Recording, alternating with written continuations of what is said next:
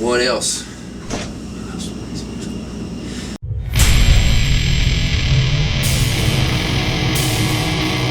Hey, what's up? I'm John Fred Young from the band Blackstone Cherry, and we're on the back of the bus talking about some gear. I actually love playing drums. It's one thing I never get tired of, and throughout the years I've played different stuff and found out what worked for me. And it's something that you learn as you become older, as you figure out what it is that kind of makes you as a player. And I think for me, the Drum Workshop drums, I can't say enough great things about the company. The people behind the shells, the hardware. Everybody knows that there's a ton of great drum companies, but when you think about the pinnacle of the reliability of night after night of abuse, you're not there's a difference between taking a kid in and out of studios and in and out of practice rooms and things like that. You're gonna get it banged up, but we're talking about constant touring, and even though those drums are in cases, there's still the wear and tear that we drummers put them through. And the DW stuff is it's killer. The hardware's great. All the shells, John Good and all the team at DW out in Oxnard are making incredible stuff. And there's I think, as we know, living in a world where everything is it's marketing, and it's also it's consumer related, and here's the next best thing. I felt like hearing about the timber pit shells and things like that with DW, I felt like it's I know it's true, because they're not going to say anything that's not true to what they're making. But I didn't know if it was that amazingly true. And I went out there and hung out with John and those guys, and it was unreal. I got the opportunity to sit in the room and hear those shells without any hardware, any lugs, any tension rods, rims, no wrap. We're talking like an 8-inch tom, and the difference in an X-ply, which John went through all the plies, the X-plies, the vertical grain, and then the horizontal grain, and how they blend those different veneers. The plies. When you hear, firsthand a 10-inch tom with an X shell being so much deeper, holding it up, hitting it with a mallet, and then going to a vertical ply, how the note is significantly different. You start realizing that, man, these guys are not just making up a bunch of marketable hype. This is some really cutting edge, thinking and manufacturing of drums. And for me, I always, as a drummer, as an artist, I want to be involved and also be on the edge of where is the next step in drumming? Where are we going? How is technology keeping us at the front of this train that we're on? And I think that the DW guys are doing that. They're, like I said, man, they've got the hardware is incredible. Out here with the style of music we play, obviously it's very heavy rock. It takes it, man. It does. The Tech Locks, all the 9000 series is what I use, and I used to actually use the direct drop pedals, and those are insane, man. Because I love the 9000. The chain driven pedals are great, but for me, with the foot technique that I have with single pedal, I felt like that I was going down with a chain pedal as fast as you can go, and that's just simple physics. You go down as fast as you can, but then if you're doing stuff that's really a lot of doubles and triplets, your foot actually can become quicker than the chain. So the chain doesn't have enough time to come back as quick as your foot can. it's almost like the same principles happen with the single action, pistol versus the double action. The sharpshooters could actually, actually shoot faster with the single action, but it's a whole different story. But I think that for me, I'm just so happy being with those cats, man, and they make great stuff. I'm using the Maple Mahogany series. It's great, man. It's maple inside. I think it's 7 plies, and then it's 2 ply of mahogany on the outer ply, and it leaves a beautiful veneer inside the shell. You use clear heads, you can see it, and get your kind of wood fix on, man. You're staring down and you see that stuff, and of course I love the stuff is just amazing. I mean, I think the airlift thrones are great. I use the Porter and Davies systems on my airlift throne, which those cats are incredible, man. The 2 English guys that just came up with a great way to feel bass, and it's runs through a really neat system of you're not just getting a thud. You're with a versus like a piston driven system. You're actually getting a speaker underneath your butt when you're sitting there, and it's like you really feel this whole encompassing bass. This range of bass that you miss if sometimes you use wedges, or if you're just relying on in-ears. I mean, your drivers, I think I made the mistake of trying to crank my in-ears for so many years when we had them in the beginning, and it's like you can't get that bass out of a driver that small in your ears. So having the system, the Porter and Davies system, incredible. I would recommend that to anybody looking for to enhance your sound as far as your bass goes. And that's doesn't matter if you're playing in an arena or you're in a bar. I mean, you can hook that system up wherever, and it'll make you feel like you're in an arena. So, Zildjian cymbals, I've used Zildjian for years. What a great company. They're the greatest cymbal company on earth, and I feel like probably, I know what drew me to Zildjian was my Uncle Fred from the Kentucky Headhunters. Fred played Zildjian since he was a kid, and he would let me borrow his cymbals growing up, and I broke a lot, and that was had to work some summer jobs and figure out how to get those back to him. But it's years and years. I tried to get a endorsement with them, and they were like, we're digging what you're doing, but you're like, just keep sending us stuff, and we were still still hadn't had a record deal yet, and just trying to get fans and our record out. And I remember my uncle was swinging for me, man. He was up to bat, and a couple other guys, some great players were like, man, you guys should check out what the John Fred's doing. And it just happened. I remember they sent me a letter, and it was one of the coolest days, man. As far as in the drumming, history of my what I've been doing, and I was like, man, that was a big honor. I love the stuff. The K, man, the darks. I love the dark, crashes. I use a dark 20-inch on my far right, and I use two 21-inch A medium. 2 21-inch sweet rides. Love those. Those are obviously meant for rides, but I use them for crashes. And they're I like the surface area, because I think that cymbals that are 18, 19, even 20s sometimes up front, feel like that when you hit them, just doesn't, for me with the hard rock stuff, it doesn't give enough surface area. So it's almost like I go through it too quick.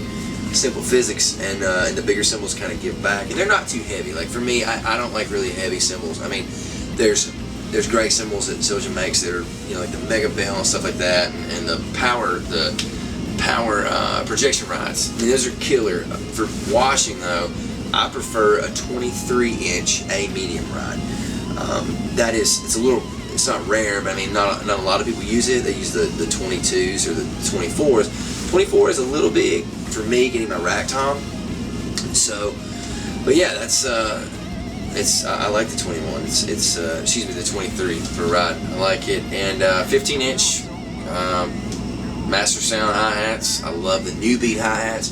The 14-inch K Custom hats are awesome too. I like the 15s because they give a bigger wash, and then for tighter stuff, you know, like in the studio, I like the 14s.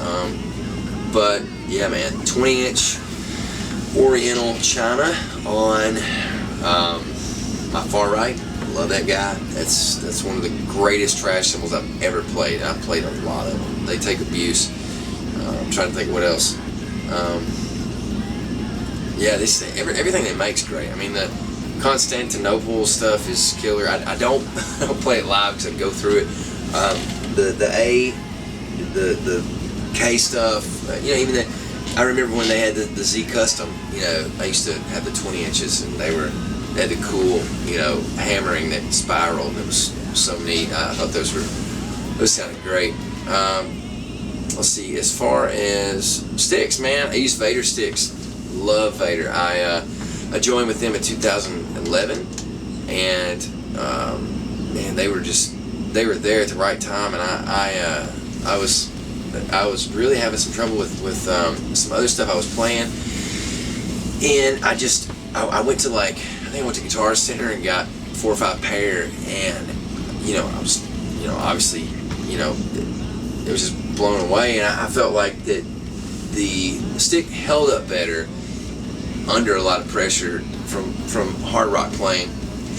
I also feel like when they do break, that compared to some other sticks I've played, they don't cut in a really sharp break, and that's, for me, I'm always worried about poking my eye out with headbanging, and I like that they just they dent up because I think they have more moisture content, and then they just just break. Evans drum heads, I've been a fan ever since my uncle turned me on to them. He's like, man, great companies that make drum heads, but the Evans stuff just holds up, and the tone is killer. And you know, obviously being young and very influential to my uncle and everything that he played, and he taught me from, you know, knee high to a grasshopper. So I took all of his advice, and obviously found out stuff that worked for me, you know, better later as I grew. But the Evans stuff, man, I love it. I've played the G2 Codeds, I've played the EC2s, the Black Onyx. For me right now, I'm using the Black Onyx, and it is such a wonderful head because it takes a beating. And I was kind of, you know, reluctant at first because they're so, you know, metal, and I love my metal, man, you know, but I came from that old classic rock school of, you know, coated heads, so I was like, oh, I gotta be too metal. But no, they're cool. They're like a matte finish. I think the hydraulic, the black, are the ones that really have a glossy sheen. So I'm like Aussie metal, not like too metal. But they're great heads. They hold up.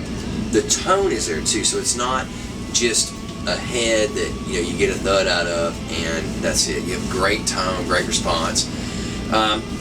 The snare head I use is a Super Tough. I have a 14-inch snare drum.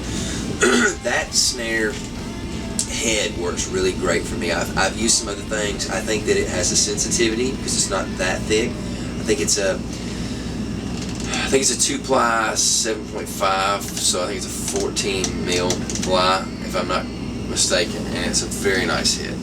I use the EMAD heads on the bass drum and my 20-inch gong tom. I love it because it has the reinforcement dampening ring, and you can remove that if it's too much and add it back if you want to. And you also just, you know, cut sections out if you want to go in between there. I use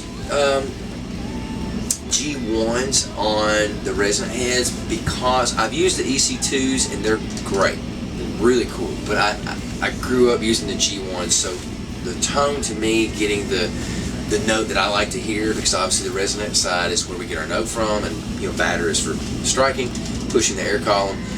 I feel like that the resonant, I don't know, I like the way the G1s sound, so I use all those on the bottom tom heads. And for the snare batter, I was using the 300 Hazy, I went to the 500 glass. I was having some drums. Some of my snares had spurs on the bottom bearing edge, or it was something going on, and I was just popping heads like crazy. And I went to the Glass 500, and that was great, but I felt like I lost the sensitivity of the wires and in the snappy, as we call them, snares. So I went back to the 300 after I got with Drum Workshop, and no more popping heads. Wonderful. But also I use from the D'Addario company Pure Sound blasters. I like the 20 strand on the snares I use live, but I like the 40 strand on some of my snares that I have in my collection that have deeper snare bed. Because obviously if your snare bed is shallow, then there's no sense in using a 40 strand wire, because you're not picking up the 10 and the 10 on the other sides. But live, the Pure Sound, the blasters, they have a blue one. The red one is the one I use. I can't remember what the name of the blue one is. But yeah, those are great, man. I love the way they sound. They hold up really well too. I can get probably about 4 headline shows out of 1 of those. What else? I use some other stuff too, like Zildjian Stick Wax is a great product. It's surfboard wax, it's sex wax, but man, their brand smells great, so that's why I use theirs. And I can't, the finger technique that I have with holding a stick, barely, it really helps with me. I've used a lot of stuff. I've used car upholstery stuff, sprayer, the 3M, and I've used Gorilla Snot and just all kinds of different crazy stuff. I mean, even like just tape, and none of that works for me personally. The stick wax is absolutely, I'll take it and I'll run it over the sticks, probably, for like 10 seconds on each stick, and then you don't want to get too much, but that to me helps guys who are push-pull and molar and wacky, loose holding techniques. When I was 14 years old or 13, I was at the Nashville NAMM, and Jim Chapin sat with me for about probably 45 minutes to an hour and showed me how to do the molar technique, and that was a really pivotal point in my kind of drumming, history, I guess, career, because I didn't know who the guy was, and I just thought he was some really nice old guy. And he sat there, and it was probably me and like 2 other young kids, and the guy had a heart of gold. And he sat there, and it was like he didn't know us from Adam, but he sat there, and I never forgot that. And I've always, he said, hey, look, I'm gonna play with this stick, and he's like, I want you to pull it out of my hand. And I was sitting there, he was sitting there playing, and we would just grab him, and he's like, look, you can pull him straight out of my hand, but if you hold him too tight, he goes, you'll have tendonitis, and he was a great educator, and he always had sticks on him, and I treasured that moment. I didn't realize at the moment how important that was, but that was how I developed, I think, the art of losing sticks like I do. So, but the stick wax helps a lot, and I would recommend anybody to try it. Everything I use may not be perfect for other drummers. Some of it might, all of it might, but I think that it's about the individual player. I think that if you dig a certain drummer, like from a big band or whatever, and you order the same exact kit that he has or she has, and then you get it and you're like, you love it. I mean, if you don't love it, don't get discouraged, because one of my favorite drummers of all time was John Bonham. I ordered the 14, 16, 18, 26-inch bass drum, played it for probably 4 years, 4 or 5 years, loved it. But I as a player, I grew, and I was like, man, these are just too big for me, and I'm not, it's crazy, for me to be playing these sizes. So you got to figure out what's right for you, and there you go. There's John Fred Young's behind the gear, what I use, and much babbling. So also, I use a great product called the TuneBot, or TuneBot. I saw this thing in Guitar Center, and I was like, nope, it's not good. chance, not gonna lie. And then, being skeptical as I am, I called the guy and I was like, man, let me check one of these out. So they are incredible. It's changed my playing. I am not the world's best drum tuner, even though I brag about how well I sing in pitch. So I think that for guys who are looking for a desirable drum sound, that maybe like me, that understand the science of it, understand the relation of top and bottom head, in all honesty, have relative good pitch. It's still, it's hard, man. Tuning drums they're hard, and there's some people out there that are pros and they're like, no, it's not really hard. I like to smack those guys, but listen, get a TuneBot. They're great. It works on Hertz. It's really simple. It's not one of those things where you get out of the box and you have an anxiety attack. You're gonna love it. You sit it on the drum. You don't have to move it around like other devices from the 90s. You just set it on there and you set your desired Hertz, which an A is a 440. The note A. So that's 440 Hertz. So you can literally tune your kit to different notes. Yeah, get one, man. The buzz just started, so we gotta go. I hope they packed up my TuneBot. That's a great product. Also, Sennheiser wireless packs, man, they're killer. I drop mine a lot, and it does not break. It's great. It's killer. Their mics, awesome. Love the stuff. Yeah, that's gear with me. Check out our new album, Kentucky. If you don't like it, I'm so sorry, because it's pretty good. It's a fine piece of musical art. Take care. Thanks.